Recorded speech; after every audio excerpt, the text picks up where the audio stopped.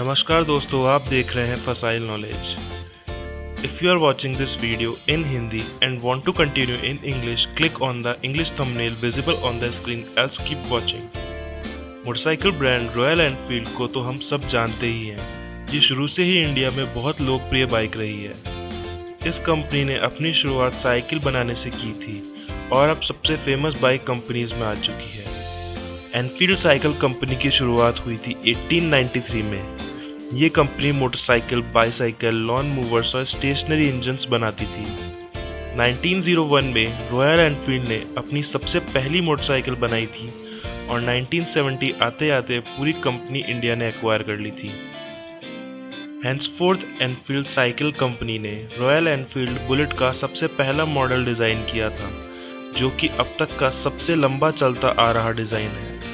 Enfield cycle company ने अपना business as a weapon यानी हथियार बनाने से चालू किया था, जिनमें सबसे मशहूर है एनफील्ड राइफल। तो अब आप समझ ही गए होंगे कि क्यों रॉयल एनफील्ड के लोगो पे मेड लाइक अ गन लिखा रहता है।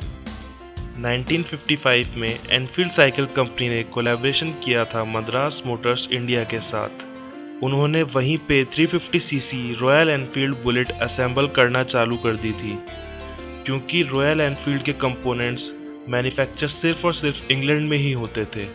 पर जल्द ही 1962 में इंडिया के पास वो सारी मशीनरीज आ गई थी जिससे वो पूरी रॉयल एनफील्ड इंडिया में ही बना सके। फर्स्ट वर्ल्ड वॉर 1914 में रॉयल एनफील्ड ने अपनी 225 सीसी 2 स्ट्रोक सिंगल और 425 सीसी V-twin इंजन को इक्विप किया था ब्रिटिश वॉर डिपार्टमेंट के लिए।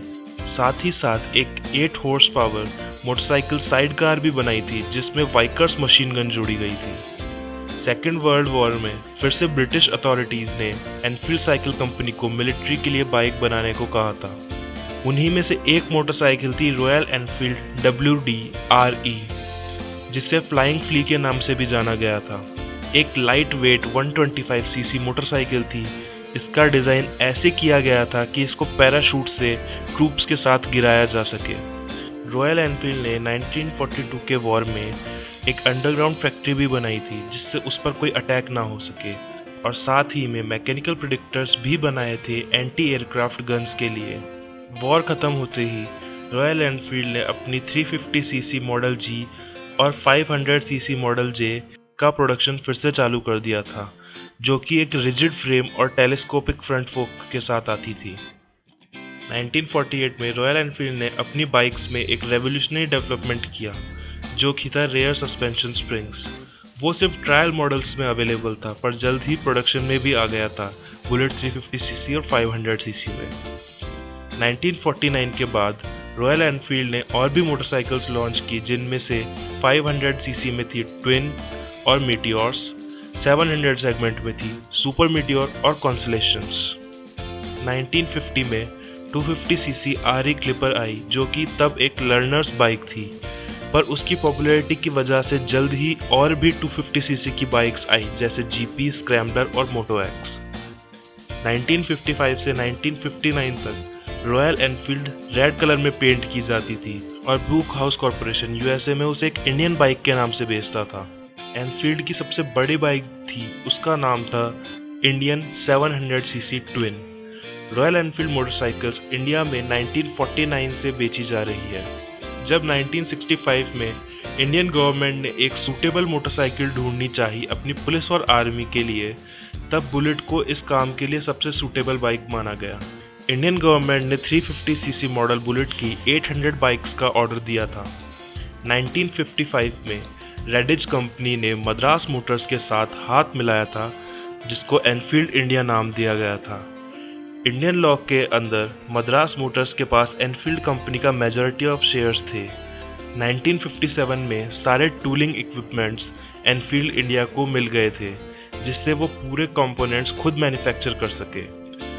उसी के कुछ टाइम बाद रॉयल एनफील्ड के इक्विवेलेंट बाइक्स भी मार्केट में आ गई थी, जैसे कि यामाहा RD 350 और ESD रोड किंग।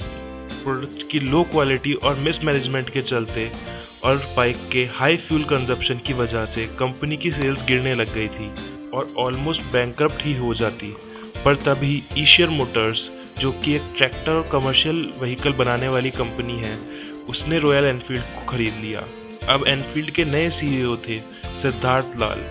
ईशर ने इस कंपनी को बचाने के लिए उसके प्रोडक्ट और सर्विसेज में काफ़ी इन्वेस्टमेंट किया। अब कंपनी के ऊपर दबाव था कि बुलेट के नेचर और रेपुटेशन को एक क्लासिक ब्रिटिश बाइक यानी राजगाड़ी की तरह बचाए रखे, और साथ ही में नई आई हुई परफॉर्मेंस बाइक से ज़्यादा अच्छे से अट्रैक्ट करने का प्रेशर भी था। बुलेट को अब 2 हिस्सों में बांट दिया गया था, या ये कह लिया जाए 2 लेवल में। एक बुलेट स्टैंडर्ड 350 सीसी, एक बहुत ही अच्छी मैन्युफैक्चरिंग क्वालिटी और रिलायबिलिटी के साथ, जो कि बिल्कुल पुरानी बुलेट जैसी दिखती थी और सिर्फ ब्लैक कलर में अवेलेबल थी। और दूसरी कुछ नए मॉडल्स जो कि अवेलेबल थे बहुत सारे कलर्स और क्रोम असेंट में। इन नई गाड़ियों को CDI electronic ignition gas charge shock absorbers के साथ लॉन्च किया था और नाम दिया गया था bullet Electra. Electra 350 best selling royal Enfield model में आ गई थी और इसकी सेल्स कंपनी की आधी सेल्स के बराबर थी।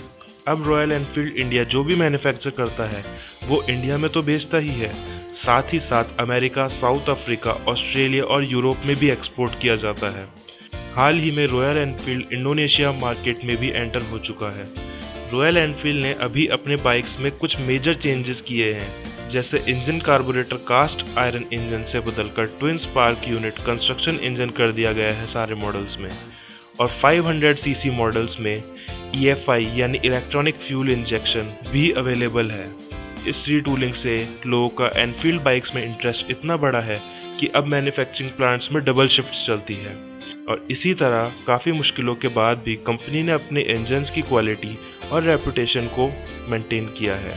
कोई भी इंसान या कंपनी एक दिन में ब्रांड नहीं बनता, उसके लिए बहुत टाइम और बहुत फेलियर्स लगते हैं। रॉयल एनफील्ड के सक्सेस का कारण उसकी कंसिस्टेंसी थी अपनी बाइक्स को लोगों के लिए बेहतर बनाने की। आई होप कि इस स्टोरी ने शायद आप सबको इंस्पायर किया हो। आप सबका धन्यवाद ये वीडियो देखने के लिए। अगर आपको हमारा कंटेंट अच्छा लगा तो प्लीज़ लाइक, शेयर, कमेंट करना ना भूलें। सब्सक्राइब करें हमारे चैनल को कुछ और इंटरेस्टिंग, इंस्पायरिंग, मोटिवेशनल और साइंस फैक्ट वीडियोज़ के लिए।